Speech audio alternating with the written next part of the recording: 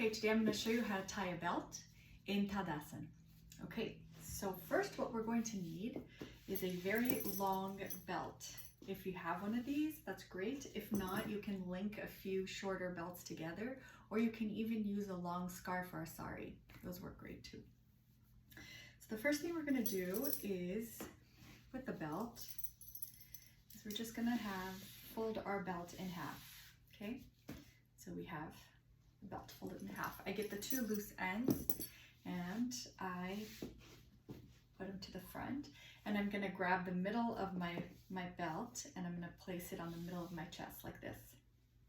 Okay, then I bring the belt around so I have kind of something that looks like this, and I do the same thing with the other side. So here is what it looks like. Okay, once I have these belts in the front, what I'm going to do is I'm going to tuck them into this front piece. So push the front piece out and going to weave them in like this. Okay, so now I'm getting closer to what I want. I have these two straps going around and in through the middle. Okay, then I start loosening this one up, and I'm going to bring it over my head. All right, so there I go. I have this here. Okay, once I have this, once I'm at this step, I'm just going to flip these back and grab them and pull them down. So what I want is these guys to be as close together as I can. Okay, so if you have someone to help you, it makes it easier. If not, okay. And here I can pull these down. So you can see, you know, if I have a tendency to droop my shoulders forward, I can easily correct that. Not overdoing it, but I can pull it down. And I can start.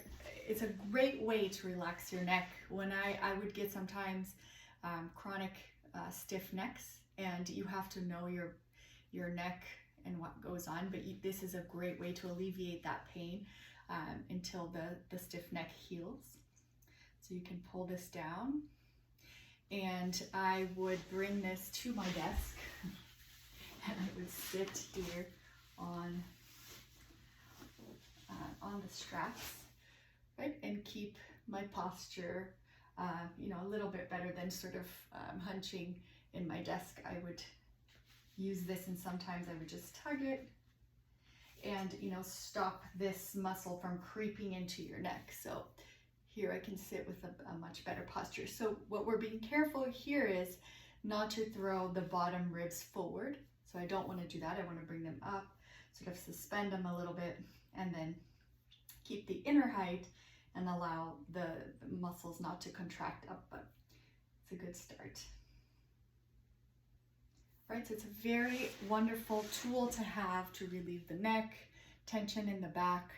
And then when we do our poses, we can remember the sensation that we get with the belt, and we can use that in our poses like downward dog, even Tadasana. So if I were to join these belts together, here, right, I can, this may be too much, but I can practice my Tadasana here. Right, so here I feel what it is to release the shoulders so they're not creeping up. I release the shoulder, and I stand in the best Tadasana that I can do. Okay, and if I had a hook on the wall, I can do downward dog using the belt. If you have a friend over, they can, you know, keep a little bit of pressure on the rope, on the belt, and you can do downward dog. All right, and have this be pulled back. so you can get the feeling of the skin of the back being pulled down towards the sacrum. All right, well, I hope this helps. If you have any questions on how to tie it, or if you need any more help with it, please let me know.